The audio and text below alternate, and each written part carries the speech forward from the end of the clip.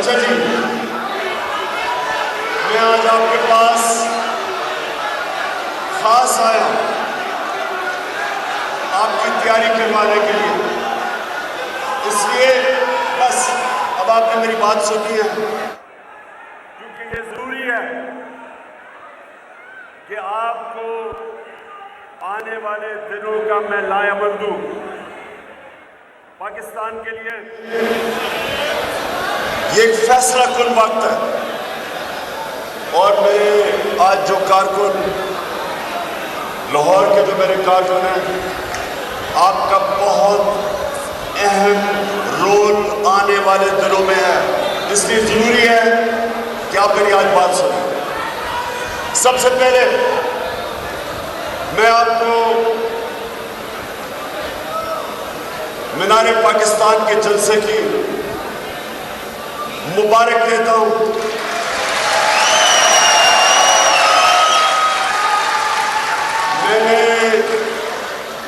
میں نے اپنے 26 سالوں میں نے کبھی اتنا بڑا جلسہ نہیں دیکھا جو مینار پاکستان۔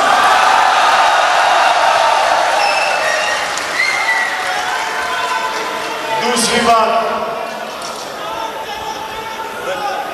بس سنیں، 27ویں رمضان کو پاکستان بنا تھا، کل 27ویں رمضان ہے۔ 27ویں رمضان کو ایک وہ ملک بر صغیر میں وہ ملک بنا تھا جس کا نعرہ تھا پاکستان کا مطلب کیا؟ تو کل ہم نے شب دعا اناؤنس کی ہے۔ آپ نے سب نے غور سے میری بات سن لیں، آپ نے اپنے محلوں گلیوں میں ساری جگہ جانا ہے اور لوگوں کو شام کو 10 بجے میں دعا دوں گے مولانا طارق جمیل، ہم اپنے ملک کے لیے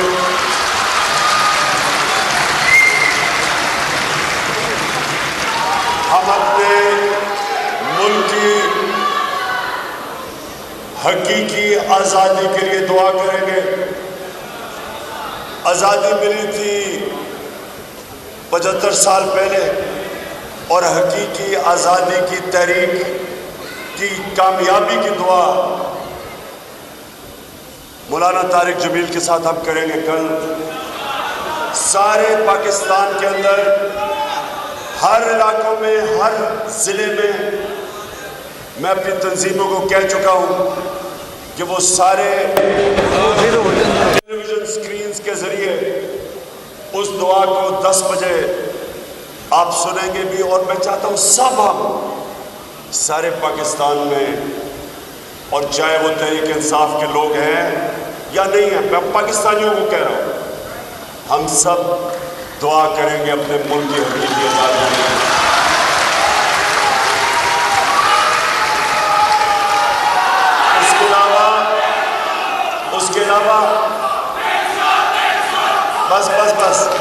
اس کے علاوہ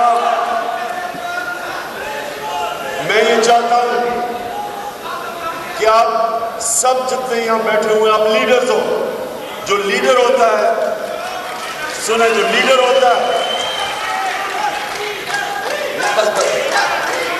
لیڈر جو ہوتا ہے وہ اپنے عوام کے اندر شعور پیدا کرتا ہے۔ اللہ کے جو سب سے بڑے لیڈرز تھے وہ اللہ کے پیغمبر تھے، جو اللہ کے پیغمبر تھے وہ عوام میں نکل کے پیغام اللہ کا لے کے گئے تھے۔ آپ نے بھی بس آپ نے لوگوں کے پاس میرا پیغام لے کے جانا ہے، اور پھر سے میں کہہ رہا ہوں، گلیوں میں، محلوں میں آپ نے لوگوں سے تبلیغ کرنی ہے، اور وہ پیغام کیا ہے کہ لا الہ الا اللہ کا مطلب کہ اللہ کے سوا انسان کسی کے سامنے نہیں جھکتا۔ لا الہ الا اللہ انسان کو آزاد کر دیتا ہے۔ لا الہ الا اللہ کا مطلب اقبال کا انسان شاہین بن جاتا ہے، وہ اوپر چلا جاتا ہے۔ جو غلام ہوتے ہیں وہ زمین پہ رینگتے ہیں۔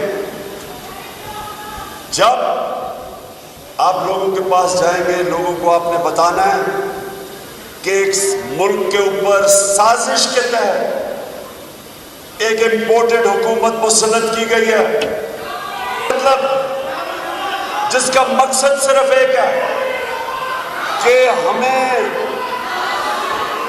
ہمیں امریکہ فتح کیے بغیر ہمارے اوپر ہمیں کنٹرول کرے گا ان سٹوجز کے ذریعے، یہ بوٹ پالشر کے ذریعے، یہ چیری بلاسم کے ذریعے۔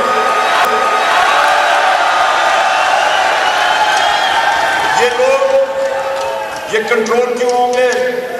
کیونکہ ان کا پیسہ، ان کی جائیداد، بڑے بڑے محلات ان کے ملک سے باہر ہیں، اور یہ اس کی وجہ سے یہ اپنی چوری کے پیسے کو بچانے کے لیے یہ سارے ملک کو غلام بنا دیں گے۔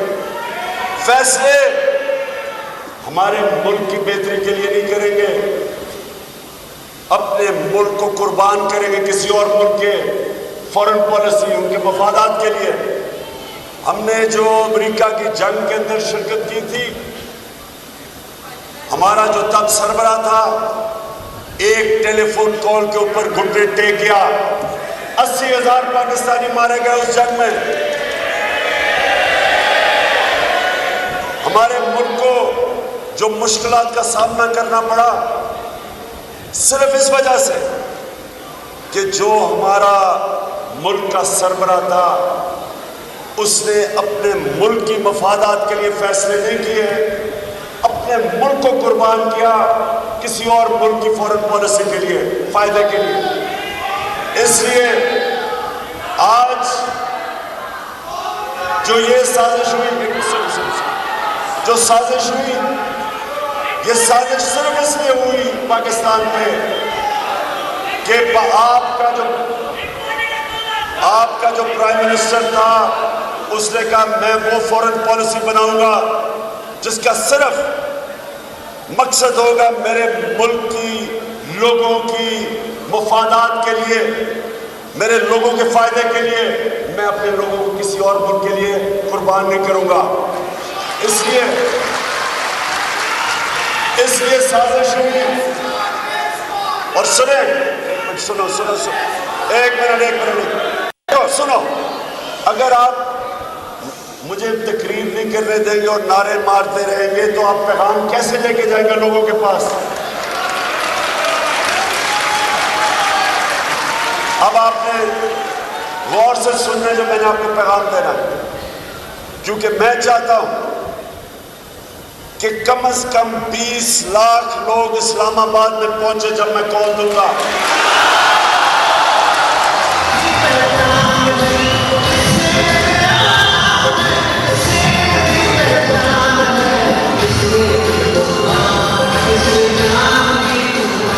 میں یہ چاہتا ہوں، سنیں، میں یہ چاہتا ہوں کہ آپ لوگوں کے اندر جا کے ہماری حقیقی آزادی کی تحریک کی تبلیغ کریں اور ان کو بتائیں کہ کیا ہوا، اور وہ آپ اگر سمجھیں گے نہیں تو آپ کیسے بتائیں گے؟ تو ہوا کیا؟ ہوا یہ کہ انہوں نے باہر سازش بنائی، اس کے اندر یہاں کے میر جعفر اور میر صادق کو ساتھ بلایا، ان کے ساتھ مل کے انہوں نے پلان کیا۔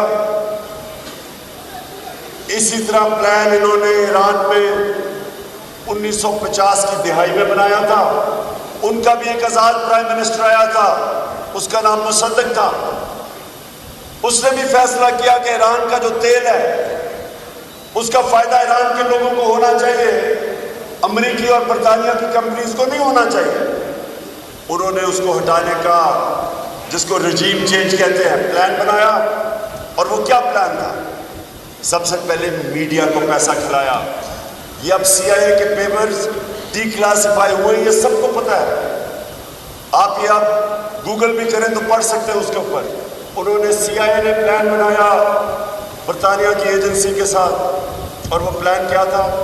پہلے میڈیا کے اندر کردار کشی کی جائے ان کے پرائم منسٹر کی، اس کے اوپر ہر قسم کے گندے الزامات لگائے جائیں، پھر اس کے اوپر کیمپین کریں کہ وہ نااہل ہے، وہ قابل نہیں ہے، پھر اس کی جو مصدق کی اپنی پارٹی کے لوگ تھے جو پارلیمنٹرینز، ان کو رشوت دی، ان کو توڑنے کی کوشش کی، لوٹا بنانے کی کوشش کی، پھر جو اپوزیشن پارٹیز تھیں ان کو پیسہ دے کے ان کو سڑکوں پہ نکالا، لانگ مارچ، اس طرح کی چیزیں کروائیں، اور پھر پوری سازش جب ہو گئی پھر مداخلت ہوئی۔ تو یہاں بھی پہلے سازش ہوئی، پہلے انہوں نے میڈیا کے اوپر پیسہ چلایا۔ آپ کو پتا ہوگا سارے میڈیا میں کیمپین چل رہی ہے جس سے نااہل حکومت نہیں ہے۔ یہ حکومت کی جو پرفارمنس ہے، میرے کارکنوں، آپ جب لوگوں کے اندر جائیں گے ان کو بتائیں کہ یہ پچھلے جس طرح کا یہ ہمیں ملک ملا تھا، جس کا دیوالیہ نکالا ہوا تھا، جس کا سب سے بڑا خسارہ تھا، بیرونی ملک کا خسارہ جس کی وجہ سے IMF کے پاس جانا پڑا، 20 ارب ڈالر تھا۔ ہمیں بینکرپٹ ملک چھوڑ کے گئے، اس کو سنبھالا، اوپر سے کرونا آ گئی۔ دنیا تعریف کرتی ہے کہ وہ 3 ملک تھے جنہوں نے سب سے بہترین طریقے سے کرونا کا مقابلہ کیا، وہ پاکستان کا۔ اس میں سے نکالا، اور تیسرے سال میں 5.6% ہماری ملک کی گروتھ ریٹ ہوئی، یعنی دولت میں اضافہ ہوا۔ اور جو خسارہ تھا، جو ہمیں یہ تاریخی خسارہ چھوڑ کے گئے تھے، 11 سال میں پاکستان کا سب سے خسارہ ہمارے سب سے کم خسارہ ہمارے تیسرے سال میں تھا، 11 سالوں میں۔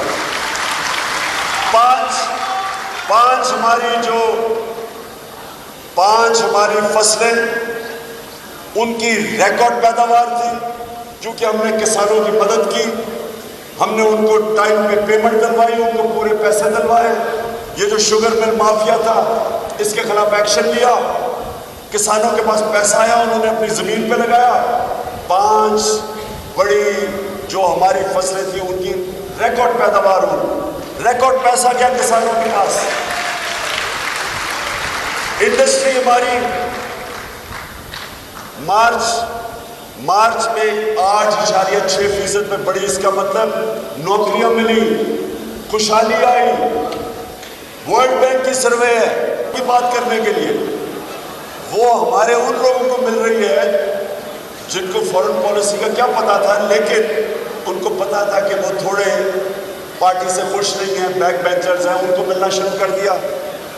اپوزیشن لیڈر سے ملاقاتیں بڑھ گئی ان کی، اور پھر ایک امریکہ انڈر سیکرٹری آف اسٹیٹ جس کا نام ڈونلڈ لو تھا، وہ ہمارے ایمبیسڈر کو ملتا ہے واشنگٹن میں 7 مارچ کو ملتا ہے، اور اس کو کیا کہتا ہے؟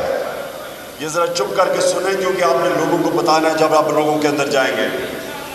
وہ کہتا ہے ہمارے ایمبیسڈر کو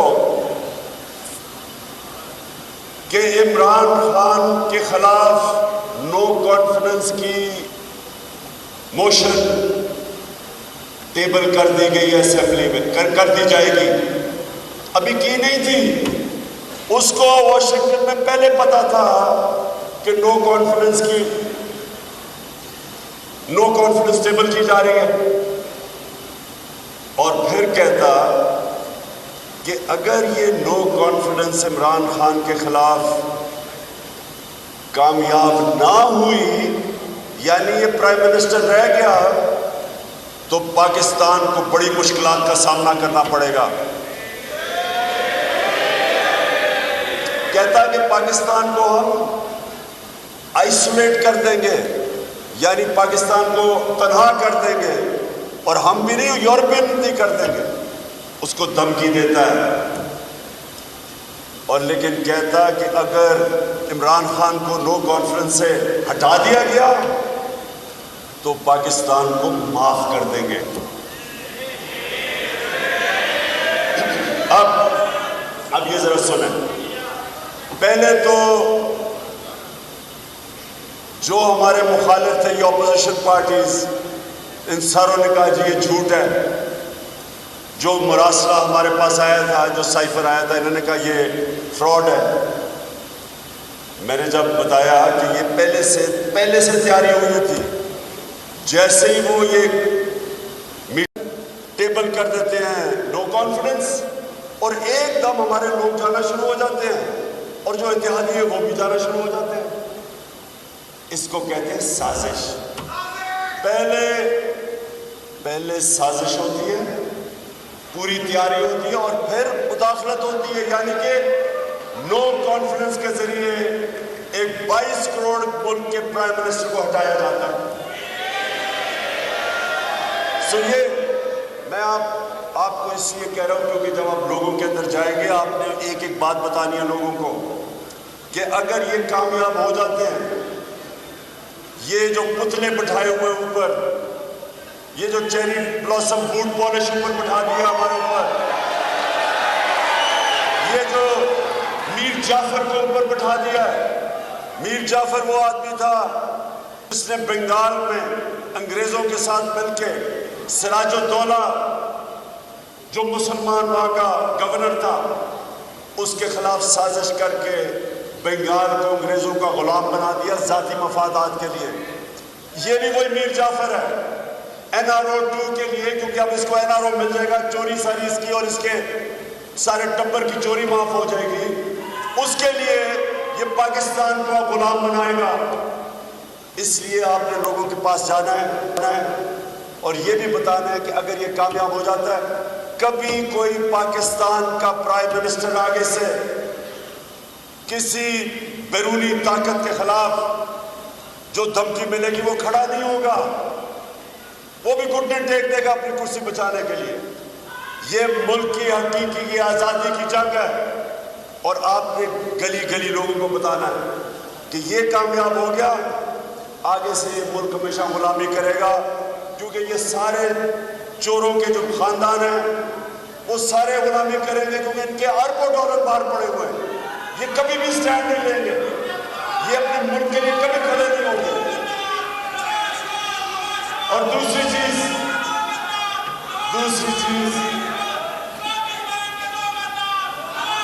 ہم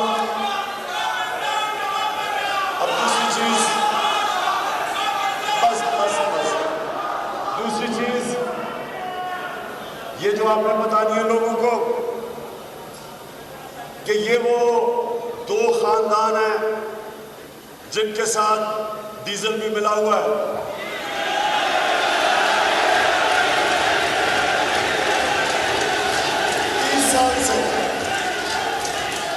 30 سال سے یہ ملک کے حکمرانی کرتے رہے۔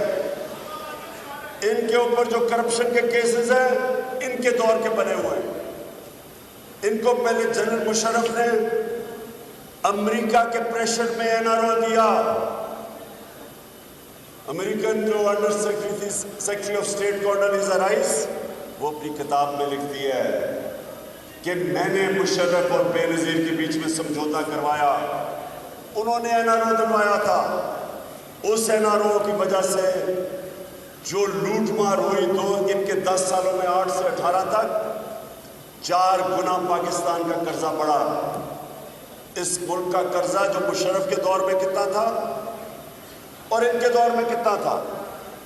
مشرف کے دور میں بیرونی قرضہ یہ 2 یا 3 ارب ڈالر بڑھا، ان کے دور میں 50 ارب ڈالر سے اوپر قرضہ بڑھا، جس کی ہماری حکومت کو اس کا سارا بوجھ ہماری حکومت کو اٹھانا پڑا۔ اور انہوں نے جو لوٹ مار کی اور کیسز بنے، اب یہ NRO 2 لینے کا سوچ رہے ہیں۔ اب یہ آئیں گے واپس۔ پہلی چیز، شہباز شریف کے اوپر FIA کے 16 ارب روپے کے قرضے ہیں، کرپشن کا کیس ہے 16 ارب کا، جو نوکروں کے نام پہ انہوں نے 16 करोड़ रुपया नौकरों के नाम पे लिया। वो FIA का केस है। आते साथ ही सारी FIA के लोगों को इसने ट्रांसफर किया। अब अपना वो केस खत्म करवाएगा।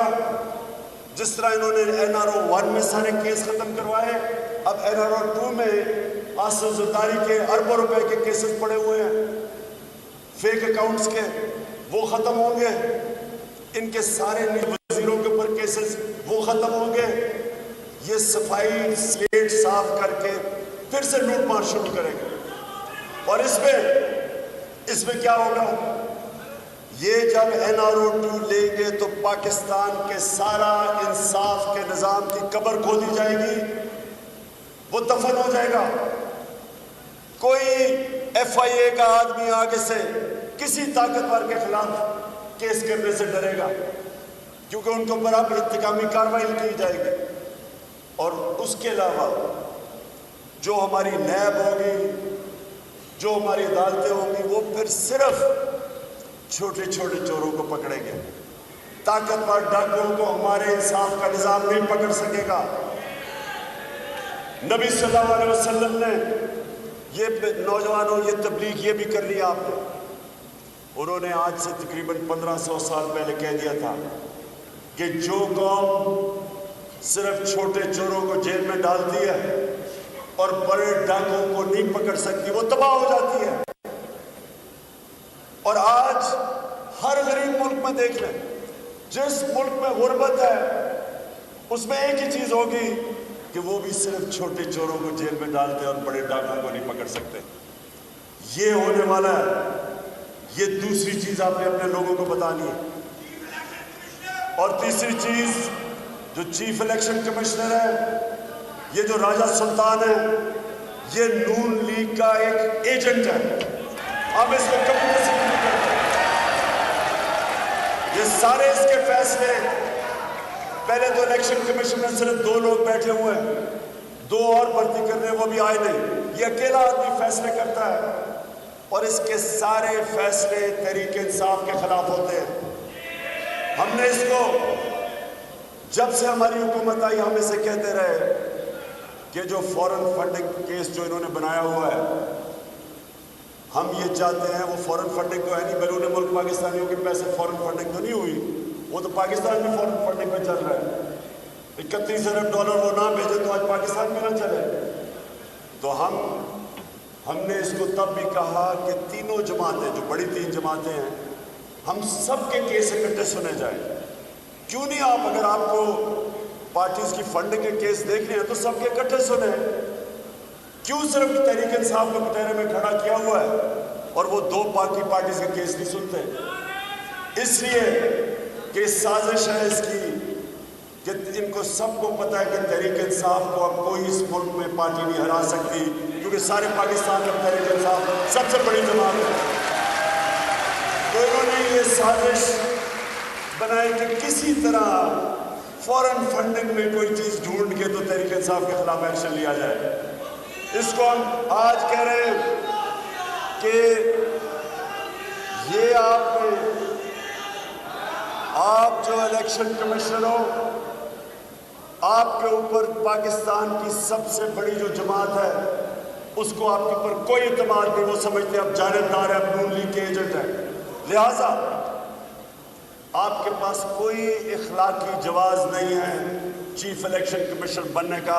आपको रिजाइन करना चाहिए, क्योंकि कभी भी मैच नहीं खेला जाता जब तक अंपायर न्यूट्रल ना हो, यानी दोनों टीमों को उसके ऊपर एतमाद ना हो।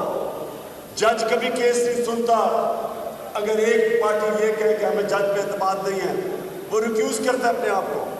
ये कैसे हो सकता है कि जो मुल्क का इलेक्शन कमिश्नर है उसको सारी जो बड़ी जमात है वो कहती है कि ये जानबदार है? गैर जानबदार नहीं है, इसको रिजाइन करना चाहिए।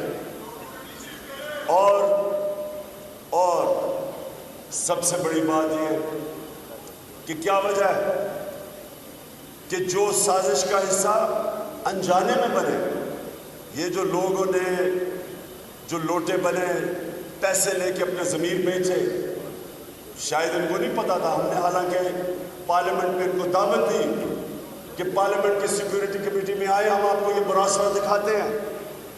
وہ ہم نے آج سپریم کورٹ کے چیف جسٹس کو بھی بھیجا ہے، پریزیڈنٹ کے پاس بھی ہے۔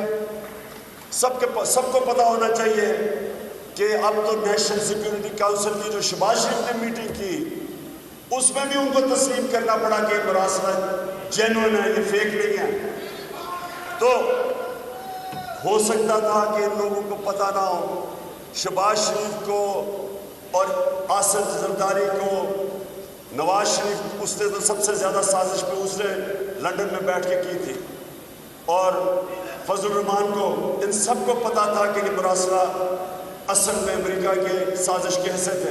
یہ تینوں 3 اسٹوجز سازش کا حصہ تھے، لیکن ہو سکتا ہے کہ یہ جو لوٹے تھے ان کو نہ پتا ہو۔ لیکن میں یہ آج کہتا ہوں، میں پاکستان کی عدالتوں سے بھی پوچھتا ہوں اور میں الیکشن کمیشن سے بھی پوچھتا ہوں کہ کیا ہے اتنی بڑی سازش ہوئی پاکستان سے، اور یہ لوگوں نے اپنے ضمیر بیچے، 20-25 کروڑ روپے کے لے کے انہوں نے اس سازش کا حصہ بنے، گورنمنٹ کو گرانے میں انہوں نے پورا حصہ لیا۔ تو کیا پاکستان کا انصاف کا نظام کوئی ان کے اوپر اسٹیپ نہیں لے گا؟ کیوں نہیں اس کے اوپر فوری طور پہ ڈے ٹو ڈے ہیئرنگ کی گئی؟ یہ کیا مثال دے رہے ہیں اپنی آنے والی نسلوں کو، اپنے بچوں کو کیا مثال دے رہے ہیں کہ پارلیمنٹ میں وہ لوگ بیٹھے ہوئے ہیں، ایسے لوگ ہیں جو پیسے لے کے اپنے حلقے کے لوگوں سے بھی غداری کرتے ہیں، اپنے ملک سے بھی کرتے ہیں، اپنے آئین سے بھی کرتے ہیں، قانون کی بھی خلاف ورزی کرتے ہیں۔ ان کے اوپر کوئی ایکشن نہیں لیا جائے گا، اور کیوں اتنی دیر لگ رہی ہے؟ یہ ساری قوم کی ڈیمانڈ ہے، الیکشن کمیشن سے بھی، اپنی عدلیہ سے بھی، کہ ڈے ٹو ڈے ہیئرنگ کر کے ان کے خلاف ایکشن لیا جائے۔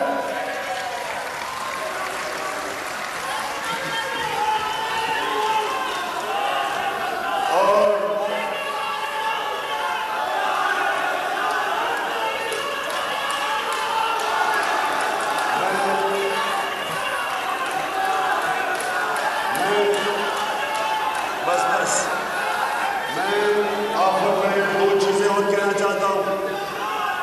میں اس لیے چاہتا ہوں، آپ کی سب کی ذمہ داری ہے، سنیں، ذمہ داری آپ کی، کہ آپ نے اب سے آپ نے کوئی ریسٹ نہیں کرنا، آپ نے تبلیغ کرنی ہے، اپنے علاقوں میں جانا ہے۔ پھر سے میں کہتا ہوں، لوگوں کو آپ نے بیدار کرنا ہے، شعور دینا ہے کہ پاکستان اس فیصلہ کن وقت میں کھڑا ہے، سب نے اس تحریک میں شرکت کرنی ہے۔ یہ شرکت ہے پاکستان کے مستقبل کی، اور میں آپ سب کو آج یہ کہنا چاہتا ہوں کہ آپ کے لیے کوئی ریسٹ نہیں ہے۔ عید والے دن بھی، عید بھی ملے،